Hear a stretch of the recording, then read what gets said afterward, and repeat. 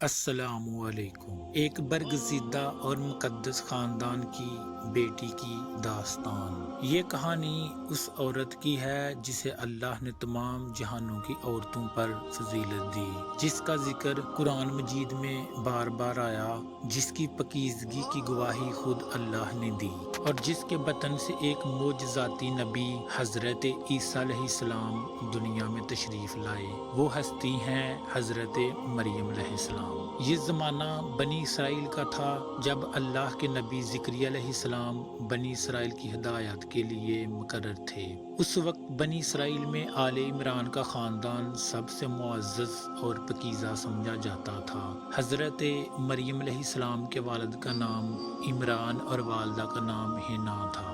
دونوں بہت نیک اور اللہ کی عبادت گزار بندے تھے، مگر ان کی کوئی اولاد نہ تھی۔ حنا نے اللہ سے دعا کی کہ اگر اللہ انہیں اولاد دے تو وہ اسے اللہ کی عبادت کے لیے وقف کر دے گی۔ اللہ نے ان کی دعا قبول کی اور انہیں ایک بیٹی عطا کی۔ عام طور پر لوگ سمجھتے تھے کہ اللہ کے گھر کی خدمت اور عبادت کے لیے بیٹا ہونا ضروری ہے، مگر اللہ نے ایک بیٹی کو چنا اور وہ بیٹی حضرت مریم علیہ السلام تھی۔ جب حضرت مریم علیہ السلام پیدا ہوئیں تو ان کی والدہ نے فرمایا، اے اللہ، میں نے اسے تیرے لیے وقف کر دیا۔ یہ لڑکی ہے اور لڑکا لڑکی جیسا نہیں ہوتا، مگر میں اسے اور اس کی نسل کو شیطان مردود سے تیری پناہ میں دیتی ہوں۔ اللہ نے اس دعا کو قبول فرمایا اور حضرت مریم کو ایک عظیم مقام عطا کیا۔ حضرت مریم کی پرورش ایک مقدس ماحول میں ہوئی۔ ان کے والد عمران کا انتقال ہو چکا تھا، اس لیے اللہ کے نبی زکریا علیہ السلام کو ان کی کفالت دی گئی۔ حضرت زکریا علیہ السلام نے انہیں بیت المقدس میں عبادت کے لیے ایک خاص جگہ دی، جہاں وہ اللہ کی عبادت میں مشغول رہتی تھی۔ یہاں ایک حیرت انگیز واقعہ پیش آیا۔ جب حضرت زکریا علیہ السلام ان کے عبادت خانے میں آتے تو دیکھتے کہ وہاں بے موسم کے پھل موجود ہوتے۔ انہوں نے حیران ہو کر پوچھا، اے مریم، یہ کہاں سے آیا؟ حضرت مریم علیہ السلام نے جواب دیا، یہ اللہ کی طرف سے ہے، بے شک اللہ جسے چاہے بے حساب رزق عطا فرماتا ہے۔ یہ جواب ایک عام انسان کا جواب نہ تھا، بلکہ ایک ایسی ہستی کا تھا جسے اللہ نے خاص برگزیدگی عطا فرمائی تھی۔ حضرت مریم علیہ السلام اپنی عبادت میں مصروف تھی کہ ایک دن اللہ کے فرشتے جبریل علیہ السلام نے انسانی شکل میں ان کے پاس آئے۔ حضرت مریم علیہ السلام گھبرا گئیں اور کہنے لگی، اگر تو اللہ سے ڈرتا ہے تو مجھ سے دور ہو جا۔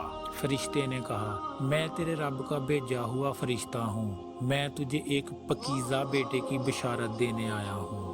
یہ سن کر حضرت مریم حیران رہ گئی اور کہا، میرے ہاں بچہ کیسے ہو سکتا ہے جب کہ مجھے کسی مرد نے چھوا تک نہیں؟ فرشتے نے فرمایا، یہ اللہ کا حکم ہے، وہ جب کسی چیز کا ارادہ کرتا ہے تو کہتا ہے ہو جا، اور وہ ہو جاتی ہے۔ یہ سن کر حضرت مریم خاموش ہو گئیں، کیونکہ وہ جانتی تھی کہ اللہ جو چاہے کر سکتا ہے۔ کچھ ہی دنوں بعد حضرت مریم کو اپنے بدن میں تبدیلی محسوس ہونے لگی۔ وہ امید سے تھیں۔ یہ ان کے لیے ایک سخت آزمائش تھی، کیونکہ وہ بنی اسرائیل میں پاکیزگی اور نیکی کی علامت سمجھی جاتی تھی۔ لوگ کیا کہیں گے؟ وہ اللہ کے حکم سے بیت المقدس سے دور نکل گئیں اور ایک ویران مقام پر جا بسی۔ ان کی تکلیف اور پریشانی بڑھتی جا رہی تھی۔ جب ولادت کا وقت قریب آیا تو درد کی شدت سے انہوں نے پکارا، کاش میں اس سے پہلے مر جاتی اور میرا کوئی ذکر نہ ہوتا۔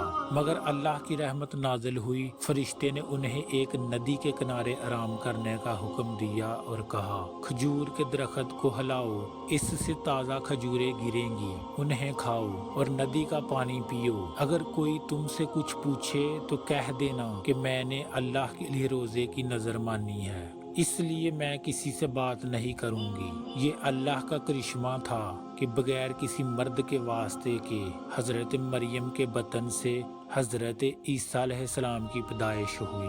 جب حضرت مریم علیہ السلام اپنے نومولود بچے کو لے کر اپنی قوم کے پاس آئیں تو لوگوں نے انہیں حیرت اور غصے سے دیکھا۔ اے مریم، یہ تو نے کیا کر دیا؟ تیرا باپ نیک آدمی تھا اور تیری ماں بھی پاک دامن تھی۔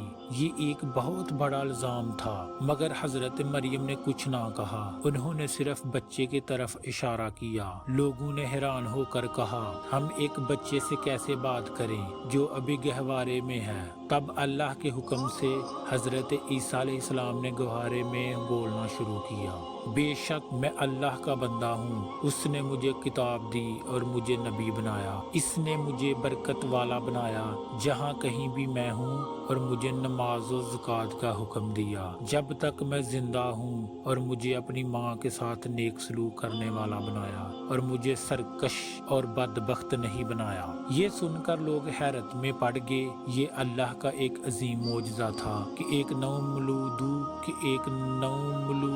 بچہ بول اٹھا اور اپنی والدہ کی پاک دامنی کی گواہی دی۔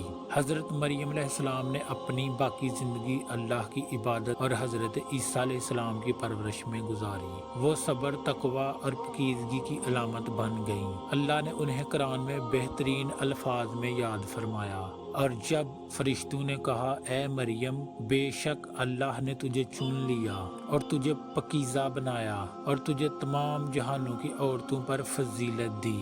حضرت مریم علیہ السلام کا ذکر قرآن میں کئی مقامات پر آیا، اور وہ قیامت تک کے لیے عورتوں کے لیے ایک مثالی کردار بن گئی۔ حضرت مریم علیہ السلام کا قصہ اب اختتام کو پہنچتا ہے۔